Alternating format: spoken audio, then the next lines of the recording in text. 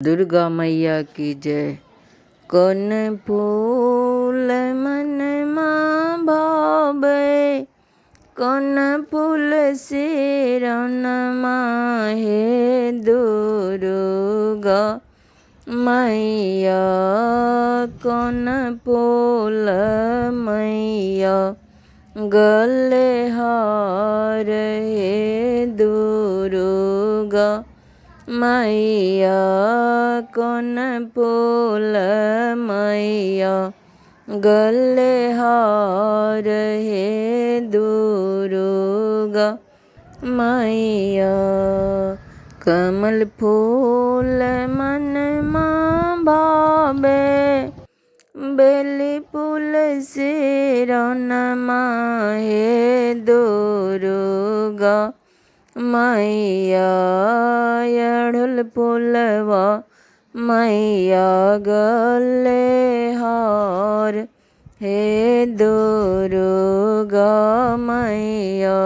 हैली जगदम्बा मोरी, बैठली आसन माहे दुर्गा मैया, भजन सुनैबो दिन रात हे दुर्गा मैया, तोहरा मनैबो आठो हे भगवती मैया।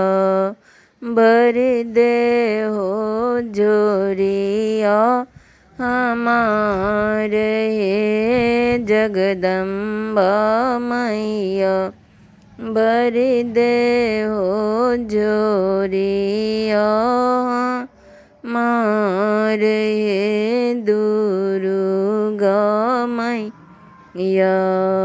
जन धन से भरल रहे हमरो परिवार हे जगदम्बा मैया, बखुशिया से खिलल रहे मुखवा हे दुर्गा मैया, खुशिया से खिले होठ मुस्कानवा हे भगवती मैया।